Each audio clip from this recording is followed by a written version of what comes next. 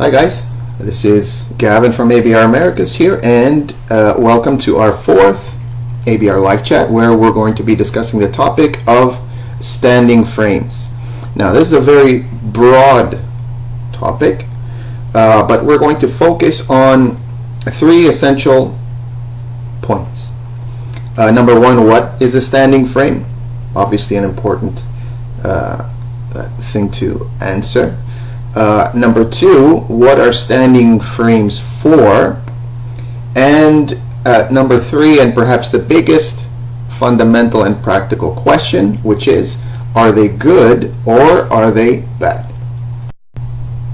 So let's jump in and just give you a very specific definition of what a standing frame is. So although most of you watching and listening are familiar with standing frames, anytime we get into these larger discussions, it's always good to be careful and explicit in defining exactly what it is we're talking about, because standing frame, although intuitively it's something very straightforward, people may have different perceptions of what they are. Okay, so essentially a standing frame is an external orthopedic device which is used to achieve a vertical or semi-vertical position in a person, in our specific case children, when they have deficits in motor control. So in other words, when the child doesn't have the proper motor control, motor strength, and motor competency, for lack of a better word, to maintain their posture under the force of gravity. So that definition actually leads us straight into the second major point or major focus, which is what are standing frames for? So that's kind of more effectively and more easily answered, I guess, by simply outlining the benefits of standing frames. So benefits is a very specific word, but one way to kind of qualify the word benefits in a proper way, and especially within the context of how we're going to talk about them. Benefits also is specifically what the intent of the use of standing frames is. So what is the explicit intent of a standing frame? Obviously those are the benefits, and there are many benefits, but we're going to highlight a few, right? So number one of the obvious ones is to facilitate a bipedal, which means pede is foot, bi is two, so a 2-point postural position. That's number one. And by doing that, number two, by doing that, you facilitate some kind of healthy stimulus that goes through the spine, that goes through the hips, that goes through the knees, which ultimately potentiates and contributes to better range of motion in all of the joints of the body. And number three, or one of the other explicit intents and benefits of standing frames, is to potentiate the healthy development of the acetabulum. So what is the acetabulum? The acetabulum is, if I use this as to represent the leg or the femur, the acetabulum is the part of the pelvis that the leg inserts into, essentially, that sort of half dome bony landmark that the leg inserts into. So the verticalization or the use of standing frames generates a load that goes through the bone and into the acetabulum, which ultimately lends to the healthy development and growth meaning width and depth of the acetabulum. And also, again, like I said, there are many other benefits and positive intents for the use of standing frames, but one of the other important ones is verticalization, right? Or us moving around on 2 feet, on our feet or knees, helps to potentiate healthy bone growth and bone density by the sheer action of every time we step onto the ground, there's a reciprocal force that enters into the body, right, via the feet or the knees, and that sets a vibrational stimulus that goes through the bone and generates this healthy bony remodeling and cellular turnover, which improves bone health, bone strength, and bone density. So that brings us into the third main practical question, and this is the more important one and the more relevant one as it pertains to our conversation, which is, are they good? They being standing frames. Are they good or are they bad? So given the last or the first few minutes of the chat, the obvious answer would be, well, they're good. Of course they're good. If we list all of those 4 benefits that I just mentioned and go through a number of others, then the obvious answer would be that they're good. But there's always a but. The more accurate and precise answer as to whether they are good or bad would be the following: they are both, and it is neither. So what does that mean? And maybe more specifically, can we be any more ambiguous? So I like to think of it as not being ambiguous, but coming to the understanding that things aren't as straightforward as we would like them to be, or as we expect them to be.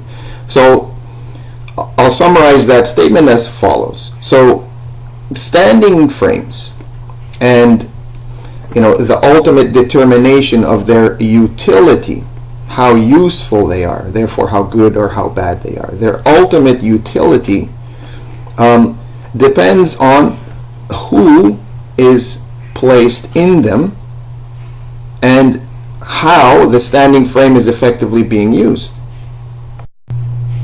So the practical questions to ask about standing frames, because like everything that's CP, cerebral palsy, or neurological, neurodevelopmentally related, they're not monolithic, right? Some practical questions to ask are the following regarding standing frames.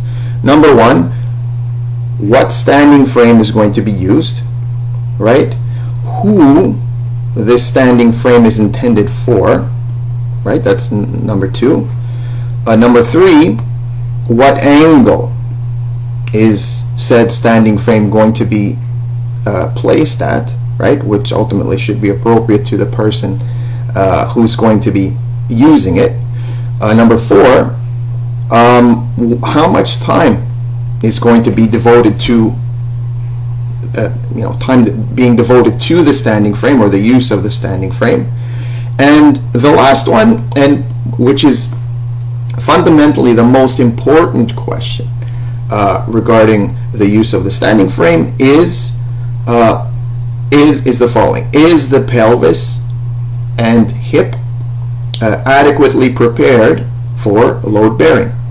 That's an important question that needs to be addressed. So the status of the hip and pelvis is an important thing to consider. So one of the biggest challenges with respect to understanding standing frames and their ultimate utility, how they're used, is what could be called maybe an inaccuracy in some statements that are made with respect to standing frames and standing in general, right? And that statement goes as following, and I'll put it in quotes, right? Vertical loads are important to the hip, or vertical loads are good for the hips, end quote. So that statement is very true, right? There's nothing incorrect about that, but it is also at the same time a little bit too simple, vague, and too simplistic. Thus we need to open the brackets a little bit more and present a statement that is a bit more specific to issues or disorders, conditions of movement and posture. So by expanding those brackets, right, using the word or the quote, vertical loads are good for the hips, we need to add something to the beginning, which is, under healthy biomechanical situations, vertical loads are good for the hips. So we're all very well aware that CP, cerebral palsy, and neurodevelopmental disorders of movement and posture are far from healthy biomechanical situations. Okay, so therefore we need to further, we need to make that statement a little bit even more specific. And what we would like to present is an extremely specific statement, which is the following. So instead of vertical loads are good for the hips, right, we just replace vertical with the term axial, A-X-I-A-L. Okay, axial loads are good for the hips.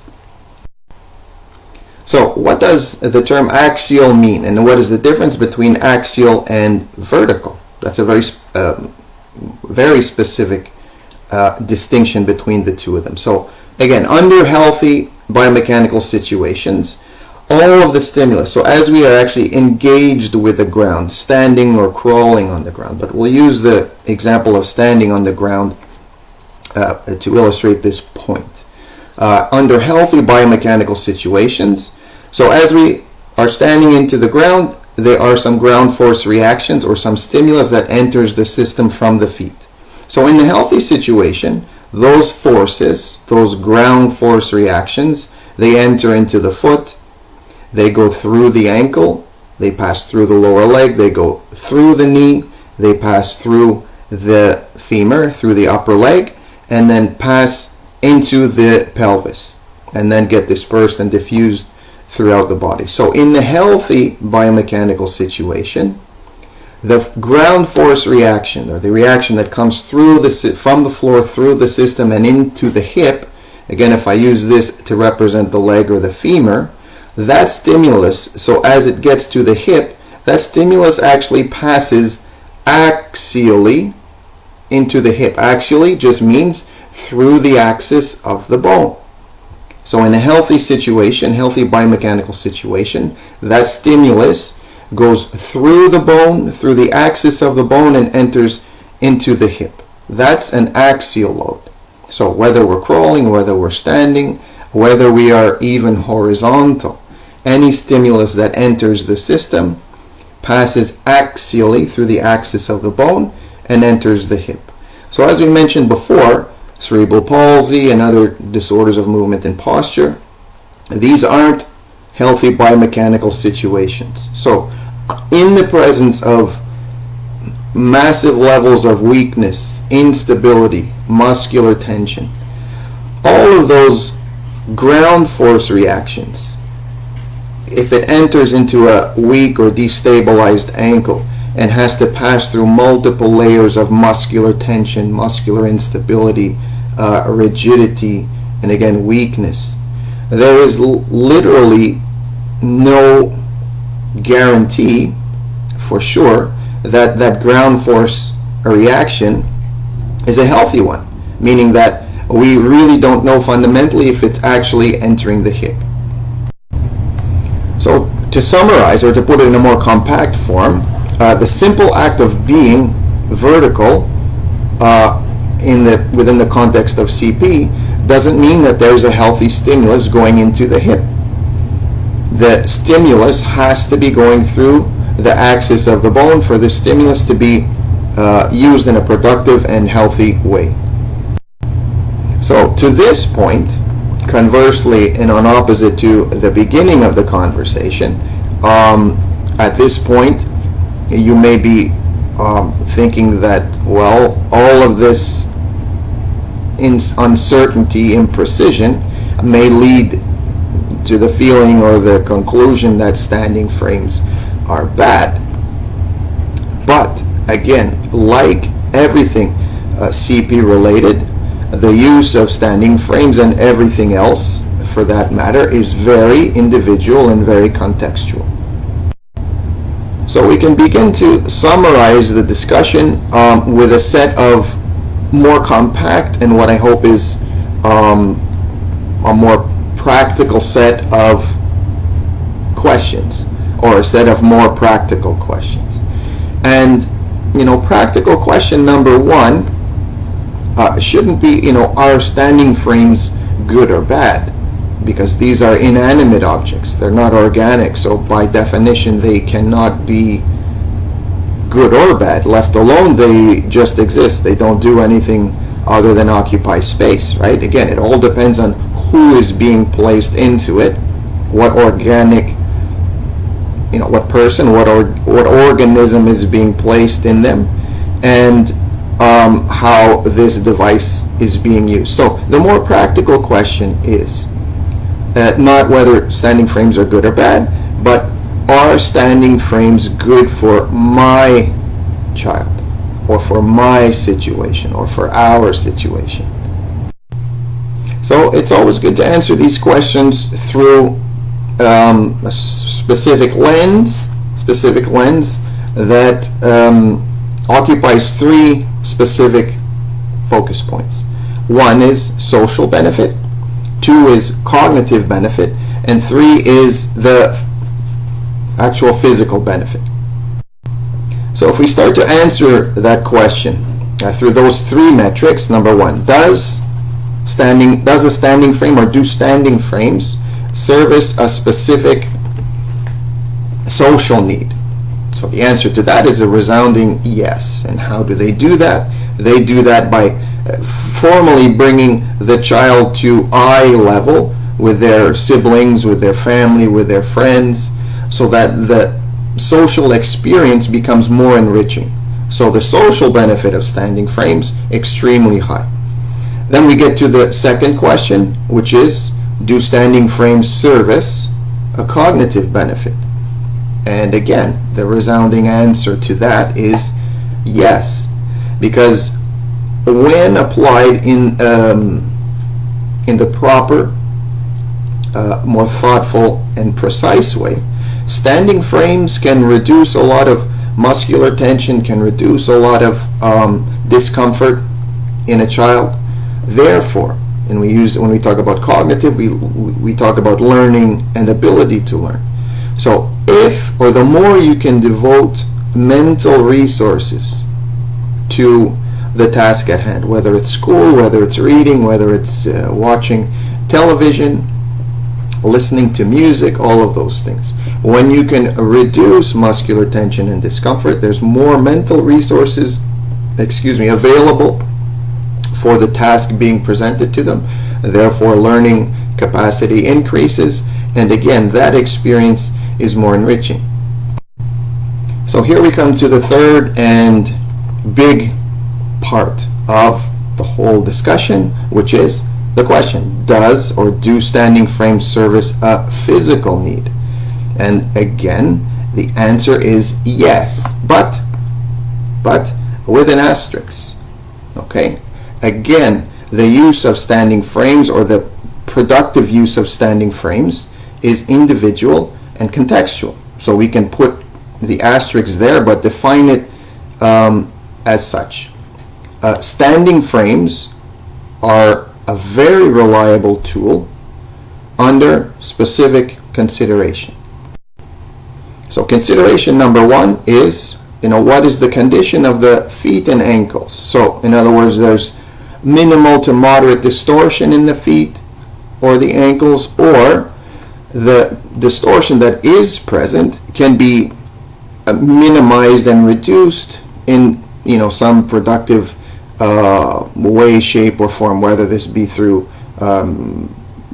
orthotics or specific shoes, anything like that.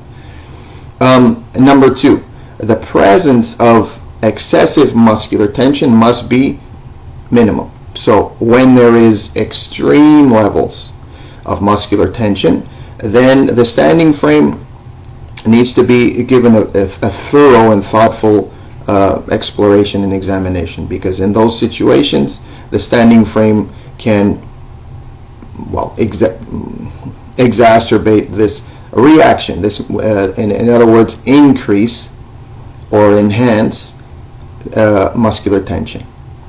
Number 3, what angle is this standing frame going to be put in?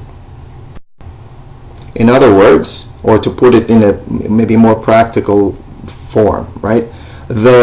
And within the context of physics, within the context of pure physics, right? The lower the angle, or the greater the angle, I guess. No, the less the angle, right? The more horizontal it is, the less load is applied through the system, and more specifically through the hips, pelvis, and spine.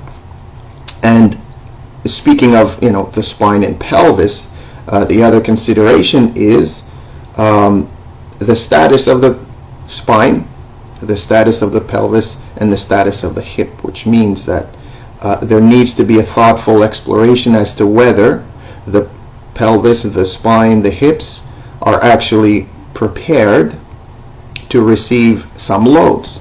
So again, that's I guess a tricky thing to answer with any definitive precision, right? So that also needs to be given some thought and consideration.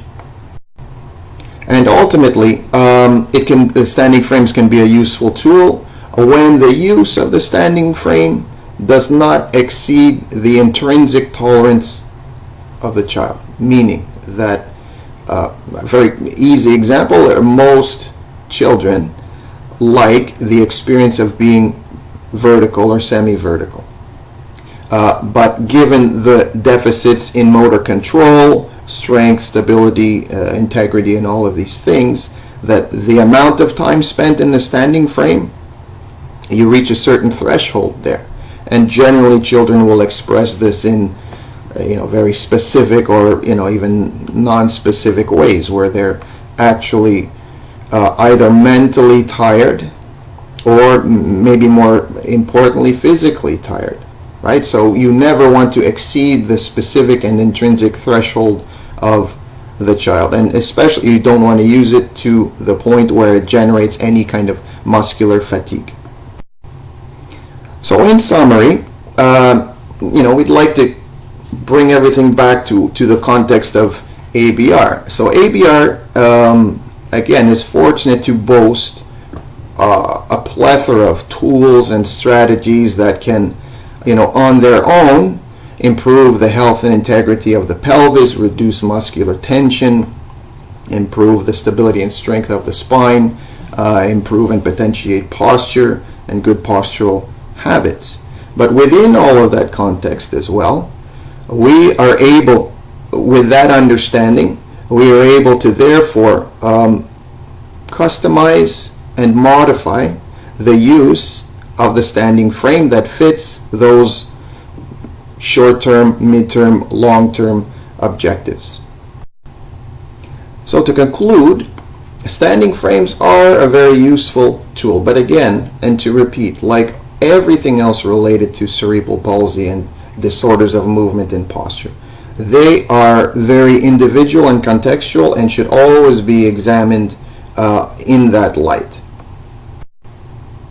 So I hope this chat has been productive, informative, and more importantly, I hope and encourage you to continue the dialogue and to include your questions, your comments, your feedback, your experiences even with standing frames, and just insert them down below under the video, and we'll be happy to respond to all of those questions, comments, and concerns and feedback, and also to comment on your experiences, because again, and to conclude, the utility, the positive utility and the ultimate utility, usefulness of standing frames is an individual and contextual thing. Therefore, by definition, everybody's experience with standing frames is different.